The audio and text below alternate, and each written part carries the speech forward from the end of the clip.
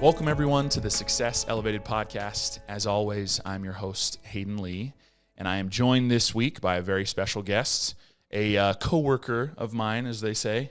I mean, it's accurate. It's not really as they say. It's kind of how it is. But Tanner Simpson, our in-house videographer here at Spot On Solutions and Get Found First. Tanner, thanks for coming on the podcast. Of course. You might recognize me from ZZ Top. With the beard and the long hair. Yeah. It's very, and well, we're going to get all into your background and everything, and your who you are fits in very well with some of the freelance work, in my opinion, of what you've done, just because you got the long hair, you got the beard, and I think that it works really well in some of the cool projects you've worked on. So anyways, Tanner, thanks for coming on. Of course. Excited to talk to you about all things video and marketing and everything that kind of entails. But first and foremost, give us a little background, introduce yourself a little bit to our audience, talk about kind of your background. Why film? Why cinematography? Why is Tanner, passionate about these kinds of things? And talk a little bit about your degree too. I think that's kind of a cool piece that a lot of people don't know as well. So yeah, man, dive right in. Cool. Well, I've got to go back, all the way back to my beginnings in the womb. I'm just kidding. I'm not gonna go that far back. Okay, not that far back. Okay, we can fast forward a little bit from there. Okay, gotcha. So I made my first video in the 8th grade, and it was really stupid. My mom had this giant spider toy for Halloween. Yes. And I made a little short film about me being pestered by this giant spider. Okay. And it was awful. But at the time, I was like, this is it. This is so cool. So I kind of I just kept making videos from there. I kind of fell in love with it. And it wasn't the plan as a career, because it was kind of and it still kind of is, when you say you want to do video, you want to be a cinematographer, they're it's kind of like being in a band, right? Yeah, they're yeah. Oh, cute little dream. Oh, yeah. Good for you, buddy. Yeah, you could do that for fun on the side, I guess. Yeah. What are you actually going to do? Yeah, what's your real job? Yeah. So, obviously I didn't listen to them, but Yes. I wanted to be in criminal justice for a long time, but with the changing climate and stuff, I decided that might not be the best idea, might not be the best route for me. So I was like, all right, I'm going all in. And I took some video classes in high school, and I really, really enjoyed them. Once again, I made some awful videos. And I have a DVD of all those terrible, excuse me, all those terrible first videos that I made. and it's just so fun to go back and watch how far I've come. But yeah, I fell in love with it in middle school and high school, and decided I was going to do drumline at Boise State. Cool. Because drums were a huge part of my life as well. And I found out that Boise State had a film program. Double whammy. Let's do it. It was in its infancy. It was called Media Arts back then. Gotcha. But while I was going to school, they transitioned, and so it became less of a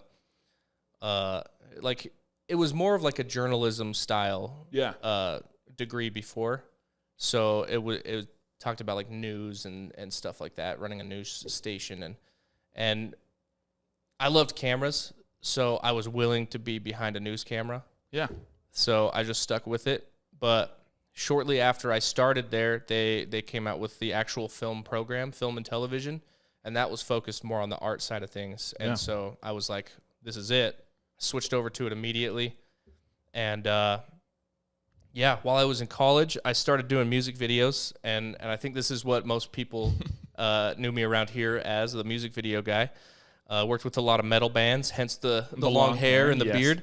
And I really, really love it. I still do it. I'm working on one right now, so it's a great side hustle.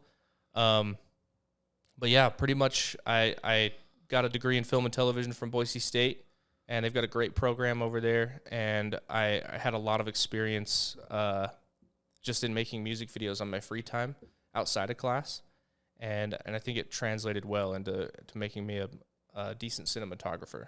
That's awesome, man. Yeah. Before, there's so much I think we could kind of dive into with using video and marketing and all that, but you talked a lot about some of the cheesy videos, obviously, you made when you were younger. Yeah. What do you feel like has changed the most for you as a cinematographer, as a filmmaker, since you were in 8th grade making a little video on, your mom and dad's camera or whatever? What do you feel like has changed the most for you? What Has it been a skill that you've developed? I would assume that's probably one of the answers, but has there been like you have a better eye for what looks good, or what do you feel like has developed the most in, the last 10 plus years as you've messed around with videos? Man, that's the thing about making videos is that there's so many different skills. Yeah. Which is why you see such long credits at the end of movies, because everybody's very good at one skill. Yeah. So I've kind of turned myself into a jack of all trades. Like I do editing. I do a lot of editing. I just started learning some VFX stuff. Cinematography, directing. Like there's all kinds of different things that make a video. But I think my real progress has been made because I'm still a silly dude. Like if I wanted to go remake those same videos, I'd probably come up with similar ideas that I had back then. Right. The difference is that I can execute them now. So like the skills that I've learned in cinematography, I think are my most proud. Yeah. My biggest change. Obviously I've got better gear than I did back then, but if I had the same gear I did back then and made a video now, it would still be 20 times better because I know how to manipulate lighting and how to get, performances and how to record audio, which is something not a lot of people think about, and how to do sound design and post-production. Like just there's so many skills that go into it that it's good to develop all those.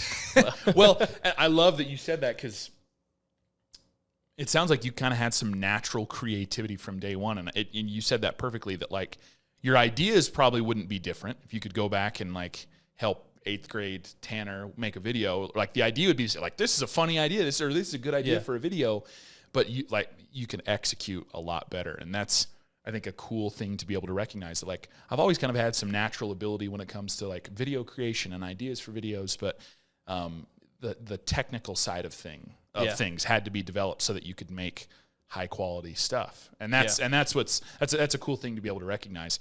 I am not, at least I don't think of myself as a very creative person. And so, I mean, it sounds like that's kind of just come naturally to you.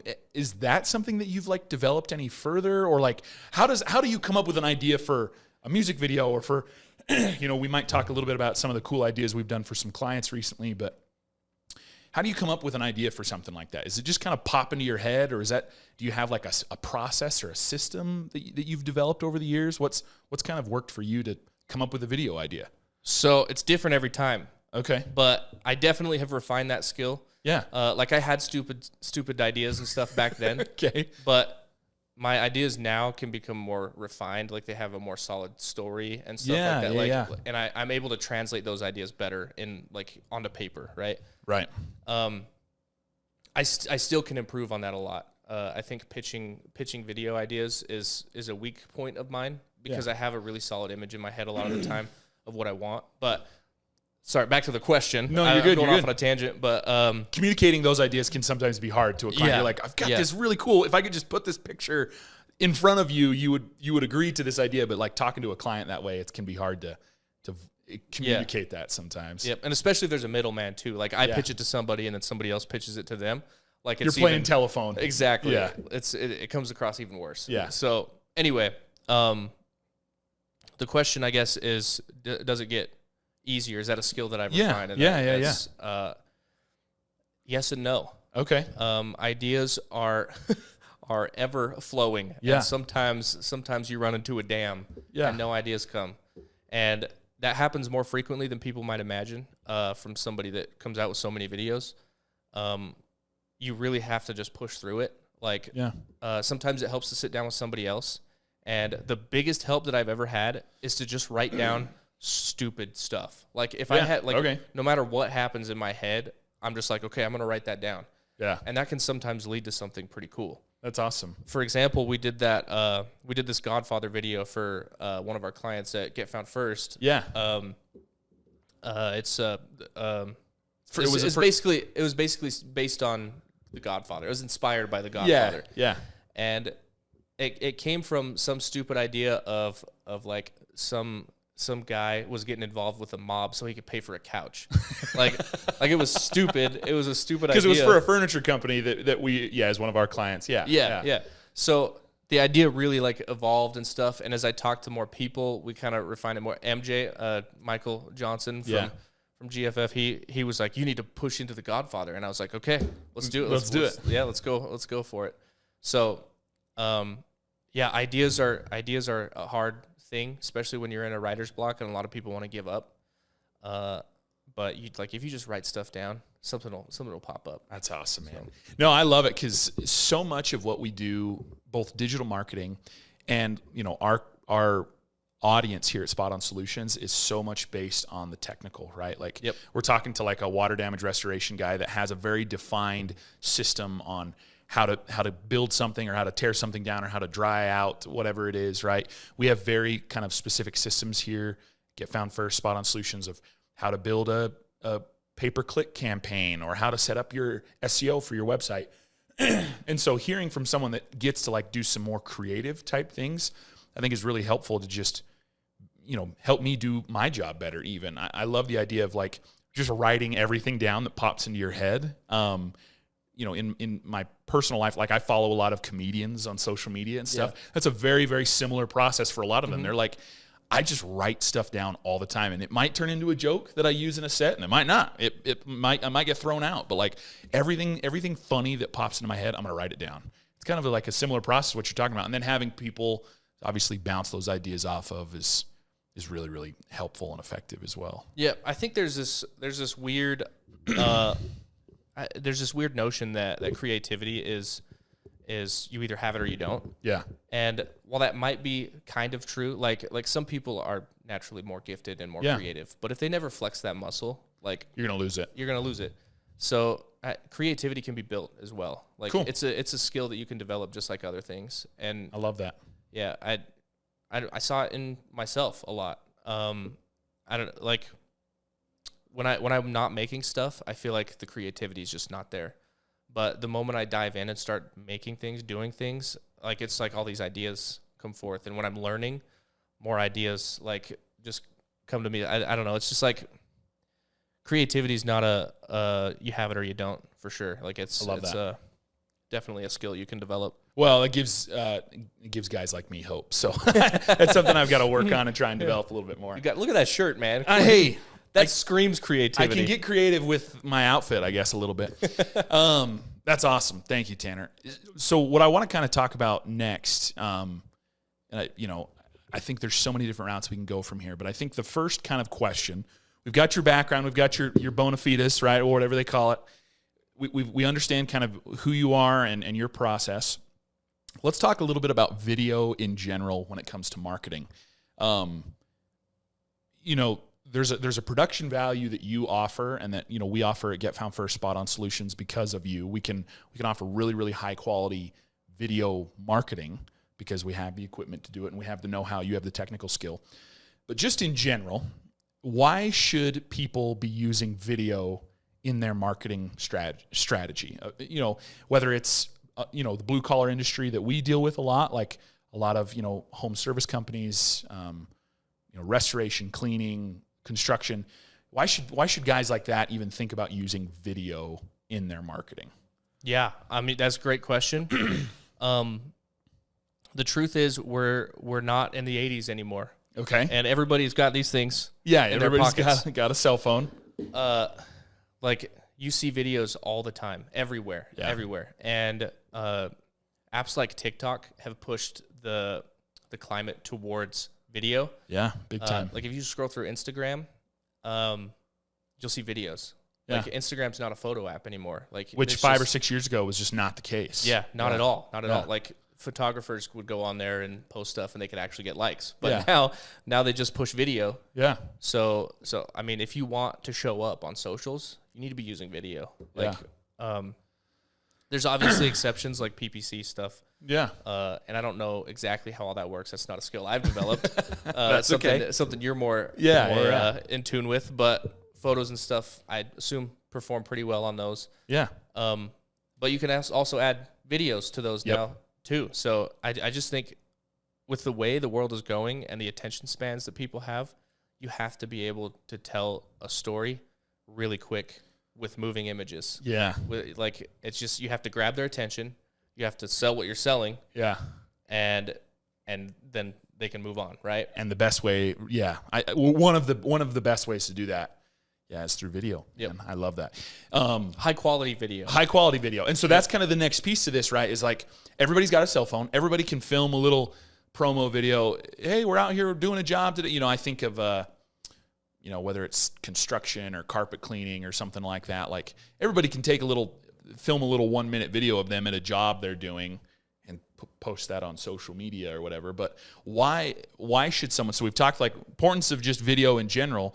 Why should someone then take that to the next level and actually maybe hire a videographer and up the production value? What is that? Why does that matter? If video is important, can't they just film something with their phone and get it out there on social? Like why should they take it to the next level with the quality?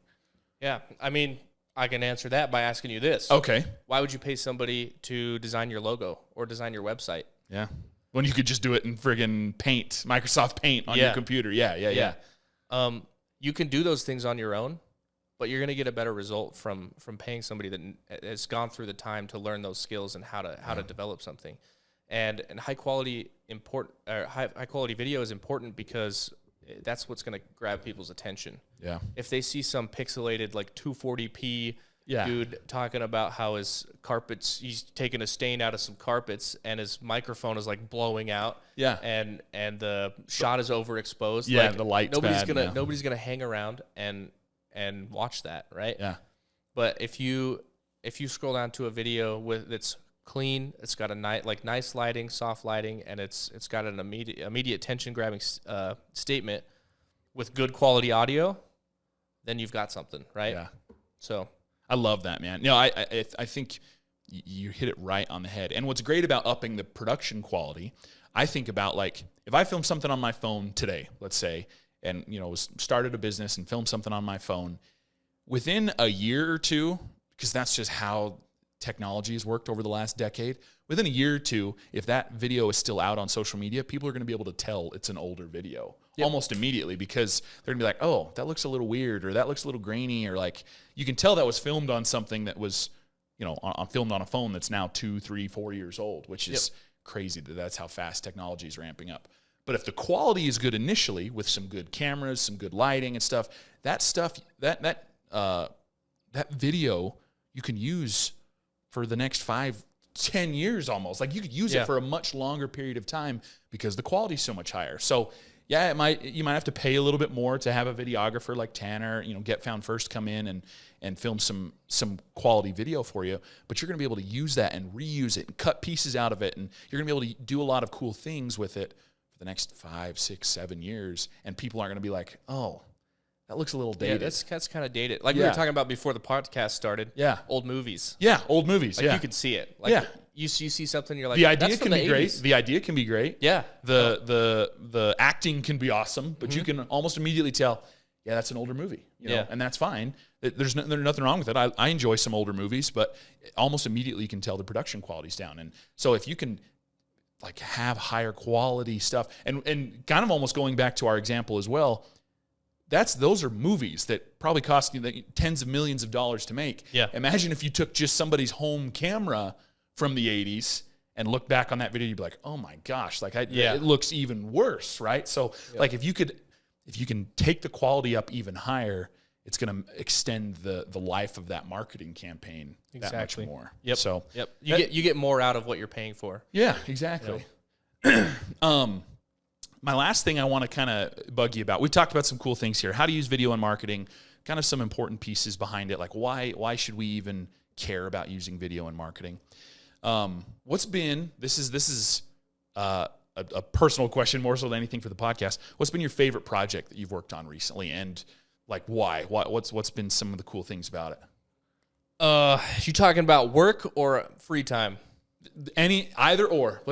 Give us one for work. Let's do. Give me one from a client here at Get Found First or Spot On Solutions, and then give me something that you've done freelance or just a cool project you've done for yourself. Yeah. So I have a music video coming out soon for a band in Boise. Cool. And it's probably my best one to date. Love it. and it was one of the first ones I got to use my new camera on, and Yeah. so that was also exciting. That's awesome. I got to test out some new things and new techniques, and we got some fire cannons. That's always good. There's fake blood, big knives. Okay, love it. So there's all kinds of fun stuff, and the guys I was working with are just super fun. I've been working with them from the start, like since I was in film school all the way till now, and we've really grown together. So it's cool to watch something I make with them now. That's awesome. That they finally pay me for. Yeah. It's cool to see how far we've come. So that's been one of my favorite projects I've worked on recently. Love it. So that comes out soon. Okay. Well, you'll have to be sure to share it with us. Yeah. Yeah, of course. And then for work, I'm torn because there's been some fun ones. The Godfather one was really cool. Godfather one was awesome, and it performed very well too. So that was good. Yeah. Like we got a ton of page likes on Blacker's page, so that was really cool. And I got to be a little more creative. It wasn't just like a promo video. Yeah. Yeah. And then anything for L&K. Okay. Yeah. They've been awesome. Yeah, super awesome. Every video you've put out for them has been amazing, and it works so well. They're a client of Get Found First, L&K Carpet One. They're a flooring and carpet company out of Pocatello. And if you know their owner, Jared Burnt, he is hilarious, and he's done a lot of really cool videos on his own and just funny videos on his own. So it's kind of fun to see his ideas and his humor meld with your ideas and your humor, as well as the higher quality production. Yeah. Like higher production quality. And like you guys have made some, like the Mad Scientist video was really cool. The Mother's Day one. The Mother's Day one was perfect. great. Like you did the one where he was on a date with the flooring. Like that. There's some funny. I think that was our previous videographer who's behind the camera over there. Oh, okay. Very nice. Mr. Tice helped out with that one. Yeah. No, that one was great. It was like a what was it, like a I can't even think of the word for it. Reality show. Oh, yes. Yeah, like a dating show. show. Yeah. Like stuff like that. Like taking marketing to another level with some funny videos, or they don't even necessarily have to be funny, but just higher production quality makes it that much better. And the work that you've done, that Tice has done, who's helped out with some videography stuff here at both Get Found First, Spot on Solutions. The video stuff just becomes really, really awesome. Yeah. Man. And you can see it light a spark in people. Like when that Godfather video came out, people started watching them. There was like a buzz around the office, and people were excited. Yeah. Like, they were like, dude, that's so cool. Like we all did that. Yeah. So it's even better that you can make an immediate impact for the client, that you can be like, hey, like check out all of the page likes that this video produced for you guys. Yeah. Check out all the shares that it got because of the contest you guys are doing or whatever. Like it's really, really cool that when you can combine those two things. So anyways, I love it, man. Thanks for talking all things video with us today. Yep. We would be remiss if we didn't close the podcast with our rapid fire questions. Every new guest comes on, we gotta harass them a little bit with the rapid fire questions. I'm ready. So first question, favorite book or podcast that you're reading or listening to right now? Katie recommended Atomic Habits. Okay, love it. That one has been spectacular. It's an awesome book. So I'm about halfway through it right now, but it's amazing. Like there's some really good nuggets in there. And I would assume, I would bet a lot of people have read that. Yeah, it's a great book. This podcast, but if you haven't, highly recommend it. Yeah. And then I like Joe Rogan. I feel like that's a common one around here. Yeah, of course. Yeah, he just, I don't know, especially the ones with like the military guys. Those ones always. David Goggins. Yeah. There's some great episodes, some great clips. Who's gonna carry the boat? Yeah. There's some awesome stuff, and honestly, very motivating. Like, Yep. Say what you will about Joe Rogan, but he has some really, really cool people on the show. Yeah, and all the time, and from all different walks of life, and it's awesome. Second question. I know you have some long days, both working here, Get Found First, Spot on Solutions, and doing some freelance work. Yep. How do you relax and recharge your batteries at the end of a long day? Yeah. I mean, I'm probably cliche, but spending time with my family is always a good one. Love it. I love video games. I haven't had a whole lot of time for video games lately, but I love sitting down, playing some FPS games. Yeah. Shooting some bad guys. And then, obviously, I'm a film guy, so I love TV and movies. So Love it. Those are all great answers, man. It's finding some time to just shut the brain off for a little bit and not have to be thinking about creative ideas or technical or whatever it is. It's a great way to, recharge, relax a little bit. For sure. Last question. If you could rewind to the beginning of it all, rewind to maybe 8th grade Tanner filming his first video or whatever, or the beginning of your college career, whatever you want to do, if you could rewind and tell younger Tanner one thing, what would that one thing be?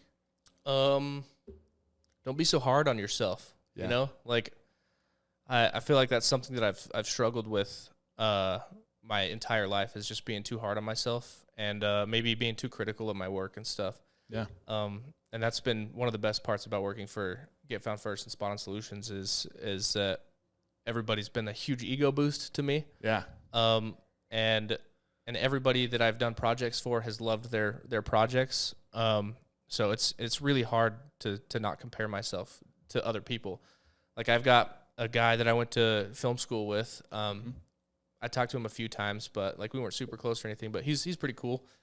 He's off in Hollywood. He's a Steadicam operator doing all kinds of different. He does some Steadicam operations in Boise and stuff too.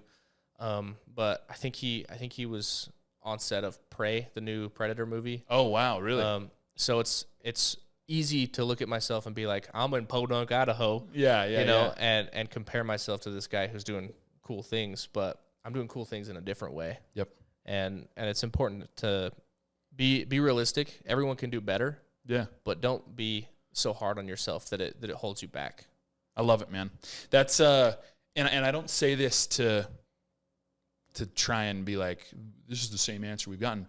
We've gotten that answer a lot, and I think it speaks to your nature as a person, that like if you could go back and tell yourself one thing, you'd be like, hey man, like don't stress about it. Like it's all going to work out. And I think that's a really, really healthy, positive mindset to have, especially in a corporate, like crazy busy world, right? That we kind of operate in. You could operate in maybe some more creative type spaces, but there's still kind of the daily grind of it all. Yep. And it's very easy to be like, gosh, I've not getting my work done, or I've sucked recently. And I think if you can find a way to not be so hard on yourself, it's going to be better for you in the long run. So Yep. I love it, man.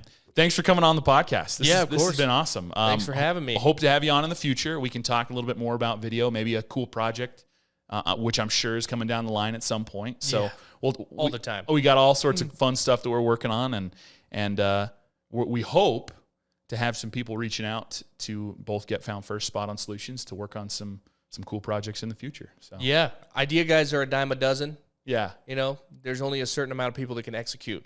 So come to some people that know you can, you know? Yeah, we can actually execute on those cool ideas. Yep. So anyways, thanks, man. Appreciate it. Of course. This has been Success Elevated, making you a little bit better one show at a time. Thanks for joining us. Please subscribe on YouTube or any other major podcast platform to listen to more episodes. We are proudly brought to you by Spot On Solutions.